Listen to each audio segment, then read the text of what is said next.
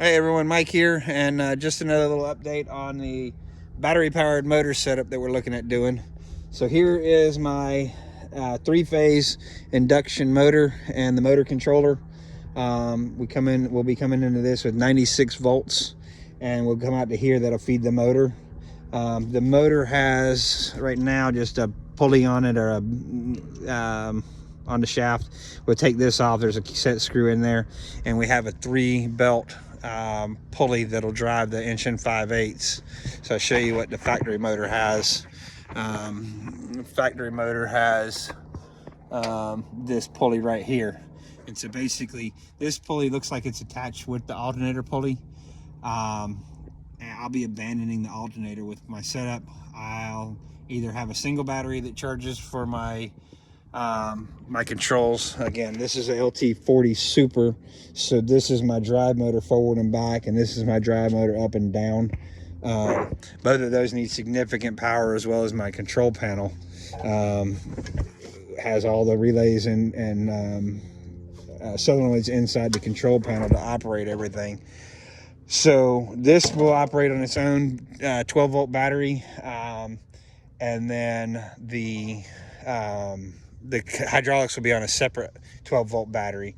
So what we're going to do is we're going to take the induction motor, and right now we actually came up with a plan with the local with Mike's Golf Carts. They're very generous and very helpful, extremely knowledgeable. When I get to the point where I don't know what I'm doing, I'm smart enough to realize I need to find somebody that does know what they're doing, and get help from somebody smarter than I am. So I went by there today, and they were extremely helpful and very knowledgeable. And so what we're actually going to do is we're going to plug 2 golf carts into here. We'll tie the 48-volt golf cart batteries. We'll tie those in series, and so we'll get our 96 volts, and then we'll feed here. What that does is that allows us to run the blade, so we'll get that set up. This motor, we're actually going to get that pulley ordered, and so I don't have to take anything off my electric motor that's on the mill. I got to make a mounting bracket for this. As you can see, this is just a round, but I've got bolt holes in the front, and I've got bolt holes in the back right here. And so I'll get over to the shop tomorrow. I've got a metal mounting bracket, and so I'll cut that apart, and I'll use that as a template to make another one, so that I can do. And what the goal is to set this motor to the exact same as this motor as far as my mounting bracket goes, so that way keep as factory woodmizer as possible. If anybody decides, if we ever to sell this mill or decide to change it, if we get 3-phase power at a different property or something, I'll be able to swap the motors if I want to. The whole reason we're doing this is basically we want to be able to run the mill here under the milling shed. You can see that's the LT35, a non-hydraulic. We're going to swap these heads while we're doing the work, and so while this mill's down and doesn't have a motor on it, we'll be using this hydraulic bed with that gas 25 horse motor, and that mill also has simple set on it, so it gives me some time to work on this. We'll hook the batteries together.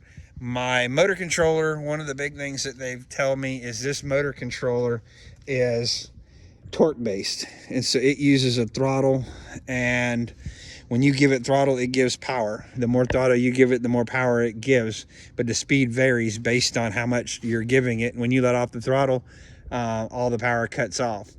The motor manufacturer is extremely helpful. That is I forget the name of them, HPEVs out of California.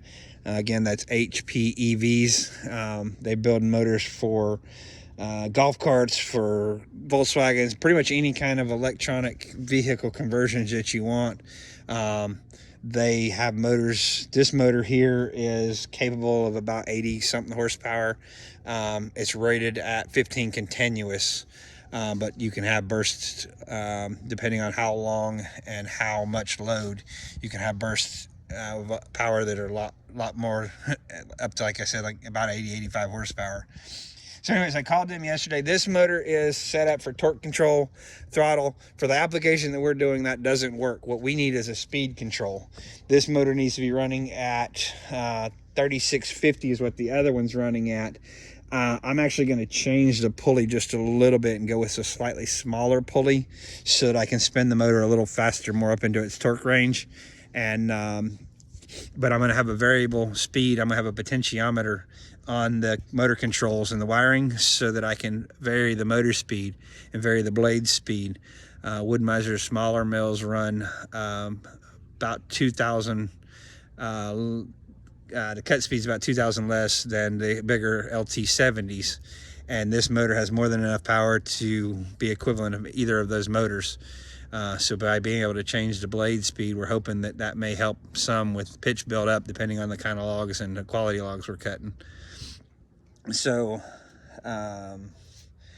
so ultimately this is a torque controlled where you need a speed controlled. So we're either going to reflash this one, or I'm actually considering buying a new motor controller that will be speed controlled. I bought two motors, so I have this motor and I have another one that looks almost the same. That's actually a AC35. This is an AC50. So my AC35, we've considered putting that in one of the racing ice chests and getting back into that, but that's a project for another day. So rather than changing this converter and then having this $500 to have it reflashed, so rather than reflashing this one, we're considering buying another one that's set up from the factory to what we need.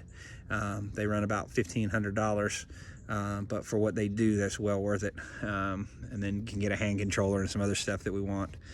So yeah, so that's what we're looking at right now. We got the motor, we've got pulleys on order. I got to make a bracket, and as soon as we get the bracket made, we can hook it up to the belts and get the belts. I've got a throttle in my kit that I bought.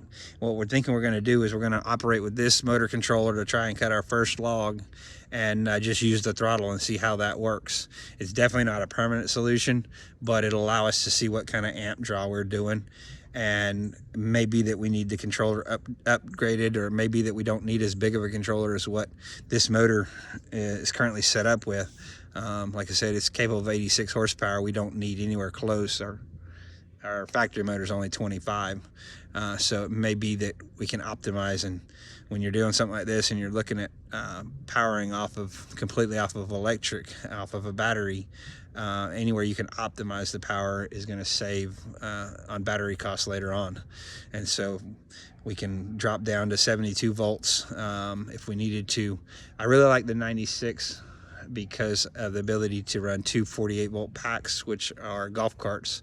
And so if we want, we can basically just pull the two golf carts next to us while we're milling, and it's at the end of the day we can go ride around and do whatever. If we need to have a quick connect, we can go take the golf cart to lunch, charge it while we want, and basically we can take our power source, instead of having three-phase like this one, instead of having three-phase that has to come to the barn. If we were powering it off of a golf cart, we could take the power and take it to the house and charge it. We could charge it overnight. If we want to go hunting, or if we want something else, we've got that power that can go with us anytime we want. So at that point, we're not just discussing a large battery that's useless other than when we're milling, but we could actually have a golf cart or a battery backup for a house that could be supplying our power. So a lot of fun stuff to come. Like I said, it's gonna be exciting and a challenge, and might end up with something that solves a lot of people's issues with not having three-phase, but still wanting the power of electric engines. So I'll make another video where I get into cost comparables of the electric motor and the cost of the battery versus running a diesel for 5,000 hours. My battery will be more than capable of doing 5 to 15, maybe 20,000 hours, if not longer, and significantly cheaper than paying for diesel for that comparable amount of time. So I'll make another video on that, and thank y'all for watching.